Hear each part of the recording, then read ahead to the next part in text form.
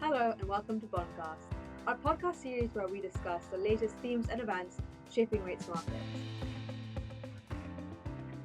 I'm Joann Spadigam, European rate strategist, and I'm joined today by our global market specialists, Paul Robson and Ian Vanderhorn. So we've obviously just finished a pretty interesting Bank of England meeting this morning and are recording straight after that.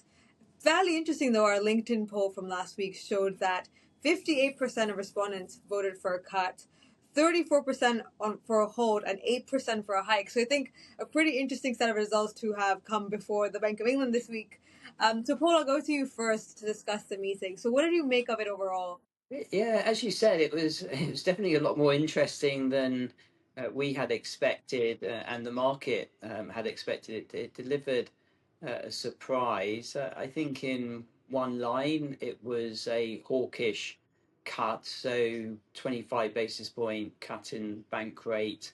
That was fully priced and duly delivered. But as you sort of indicated, it was the vote count that was the bigger surprise. I think also there was a little bit of dilution in the forward guidance as well, maybe just a hint of a little bit more data dependency, particularly on inflation, which continues to be relatively sticky. And so I think the market came away from the policy path outlook just being a little bit less certain than they perhaps had, or it had thought running into the meeting. We still think that there's enough in today's minutes and the vote count. I'll go through that in a little bit more detail in a moment. To think that the Bank of England cuts again in November, but I think you can have less confidence about that. Maybe a final rate cut from the Bank of England comes a little bit later, and it certainly gave us more confidence in our relatively more hawkish view relative to the market that terminal, the landing zone for the policy rate here in the UK would be 375. Markets or market pricing at least thought 350, and there's a lot of people who thought you'd be down into the low threes or even below 3%.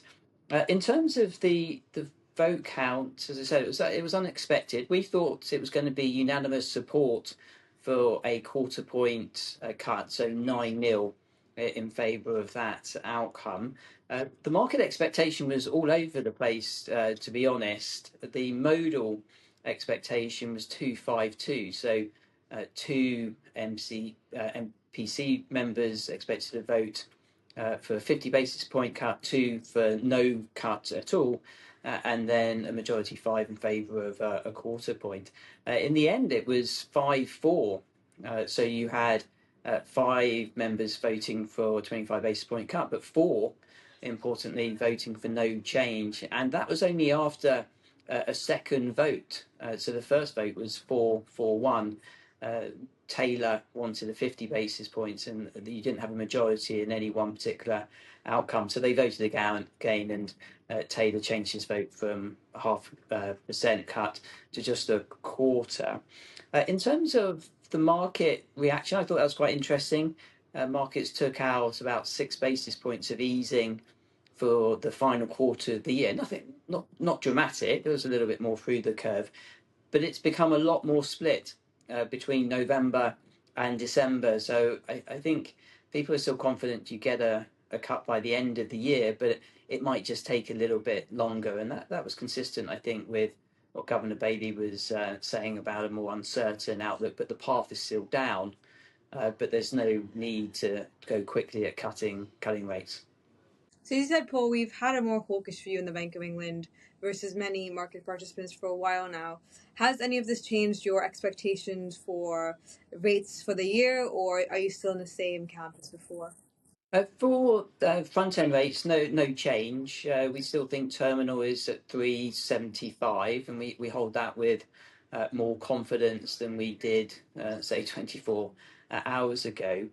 For long-end rates, there's a lot of cross-currents at the moment. We are obviously in summer markets, but we're trying to digest the impact of US tariff changes, which will change the front-end rates outlook in the US. It's all dependent about the Fed's reaction function. You've even got news today, or maybe hopes of some kind of Russia, Ukraine, US-led sort of peace talks, which might have another impact. And also for the Bank of England, and this was actually something that came out in the press conference, QE decision that they'll make in September. But we still think that 10-year gilts 475, that seems fair to us given the risk. So a little bit higher from where we are today. I think maybe we're less confident that we go through that towards the end of the year, because I think it's increasingly obvious that quantitative easing will be tweaked. The yearly run rate tweaked at the September meeting to start in October. We don't think there'll be any active sales, so QE carries on, well, reduces from 100 to 50. No active sales because of pressure on the long end. And this is something that Ramsden actually mentioned. He talked about the impact of the QT program, pushing up long end rates more than they previously had expected. So if we get that, then maybe you do get that sort of 10s, 30s flattener, but 2s, 10s can steepen a little bit. But importantly, our target remains still 475 on the 10-year and 375 on terminal for the Bank of England. I would say that the biggest risk for that call, I think it really is very much in the US. You've got continued speculation about leadership change on the Fed, and then obviously you've got a shift in the sort of growth inflation balance in the States. Stagflation looks written all over the data. So we'll be watching that very carefully, but unchanged for now. That's a really good segue now to talk about the US with Ian a little bit.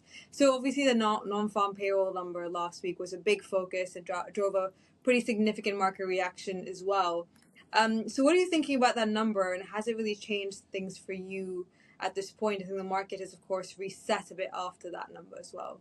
Yeah, thank you, Joanne. I think the word reset and the word that Paul used as well, shift, is probably accurate to describe what happened after Friday's payrolls report. So payrolls came in softer than expected. We had about 70K jobs added to the economy in July. 100K was expected.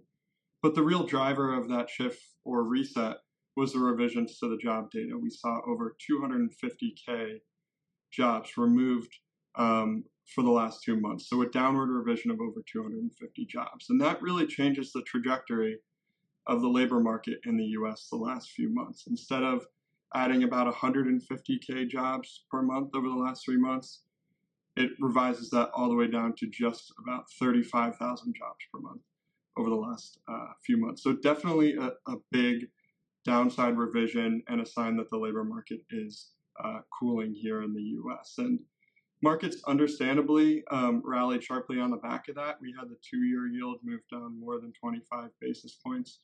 We had markets move to pricing in over 90% odds of a policy rate cut by the Fed in September. 2-year yields have roughly held that level, and the odds have roughly held around 90% as well. So we've sort of ping-ponged between 90 and 95% odds that the Fed will now cut in September. I do just want to highlight a few things within the data, though. We will note that the unemployment rate only rose 0.1% to 4.2%. Chair Powell last week, I think, was pretty clear in his guidance after the FOMC meeting that the unemployment rate would be the key metric. And that turned out to be, I think, a pretty prescient call. And we agree that the unemployment rate is really the correct thing to focus on here, because the revisions to the data do show that there is a cooling demand for labor, but the relatively stable unemployment rate shows that it's probably being met by a cooling in supply as well. So in other words, yes, labor demand is cooling, but there's also a concurrent cooling in labor supply, and that actually looks to be keeping the labor market in relative balance, at least we think. So we do think it's a little bit too early to take this payrolls data as a sign that the Fed needs to go immediately. We definitely would fade all calls that people have sort of quietly been considering whether the Fed goes by 50 basis points in September. It's just not really on the cards yet, at least in our view. And I'll just flag one more thing, actually, because we do think it's important. We did have wage growth increase to about 4%.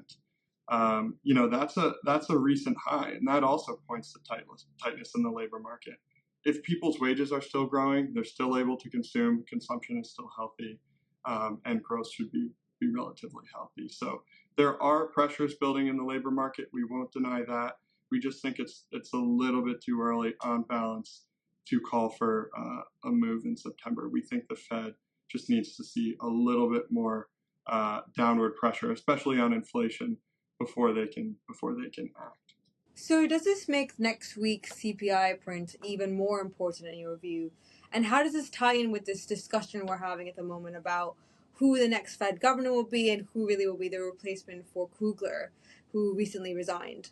Yeah, I think it definitely raises the stakes for next week's inflation data.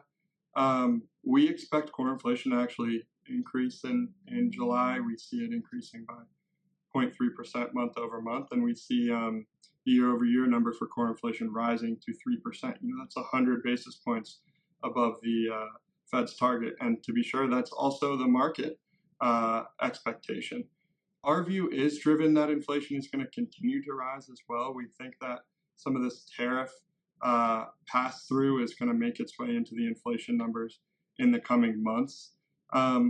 Indeed, we actually don't even see the core inflation rate peaking until next year. So we think that CPI next week, if it is realized, as both we and the market expect, will probably sober Fed expectations just a little bit for September at least, although if I'm being honest and to be totally fair, it's probably going to take another employment report potentially to the upside to shift market expectations back towards more balanced odds for a move in September.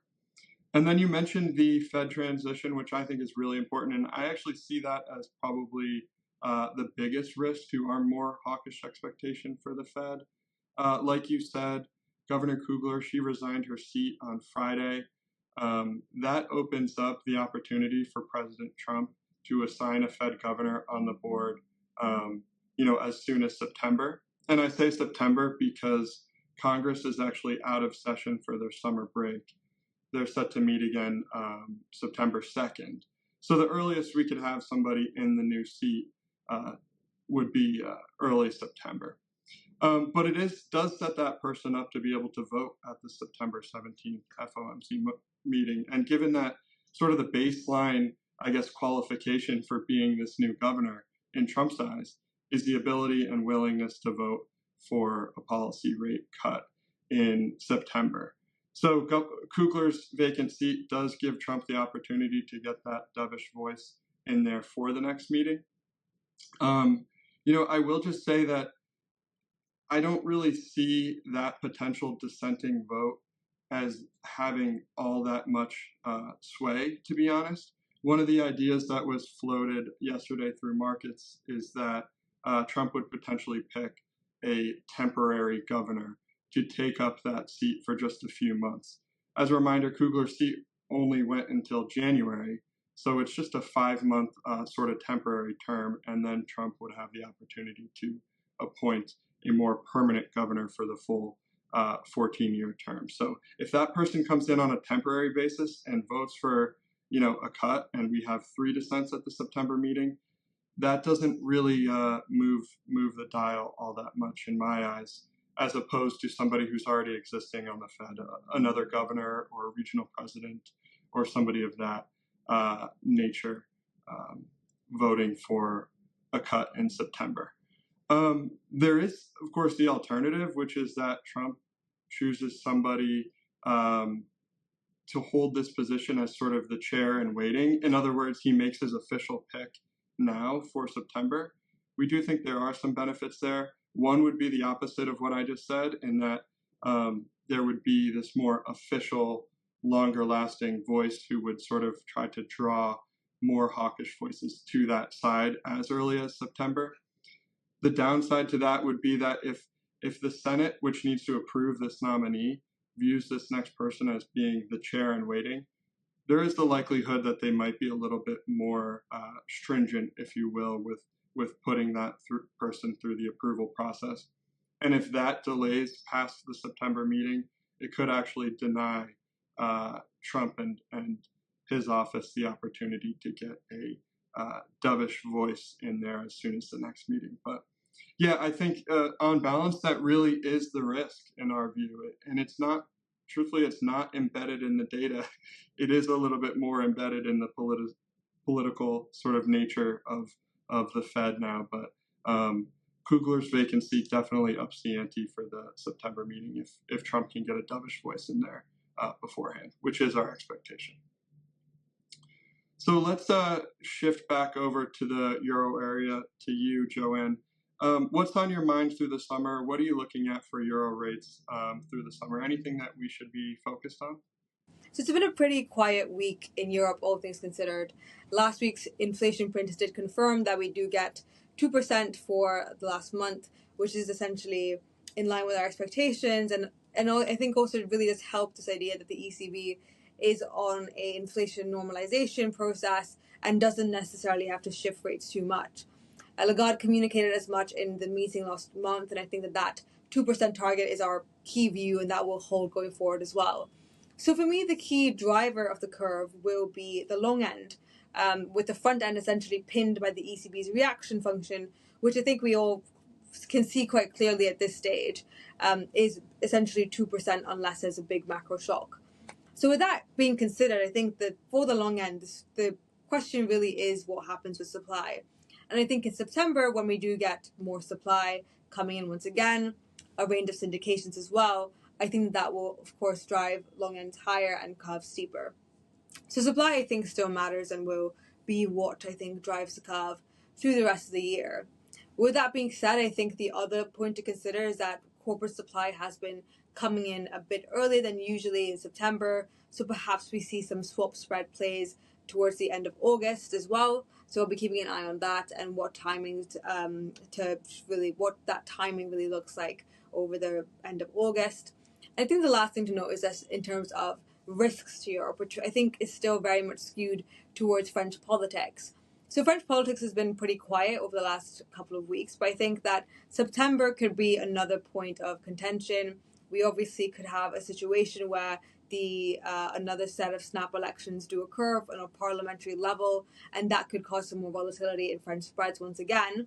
So I think that that's a September story, and we do continue to think that Italy will outperform France in that kind of scenario, where Italy has compressed quite a lot for the year and has outperformed pretty significantly through this year as well. So we think Italy and France can really trade very similarly and essentially have the spread at zero there. And I think that the political risks that could come in France could be a trigger for that. Other than that, we'll be paying attention to the rest of the world. So we've mentioned the Fed and the Fed governor, Russia, Ukraine. A lot to deal with, but I think that for now it's a quiet summer in Europe, and we wish you a good summer holiday. We're taking a short break for the summer. We'll be back in September with new episodes. But yeah, speak then. And if you did like this week's episode, don't forget to like and subscribe.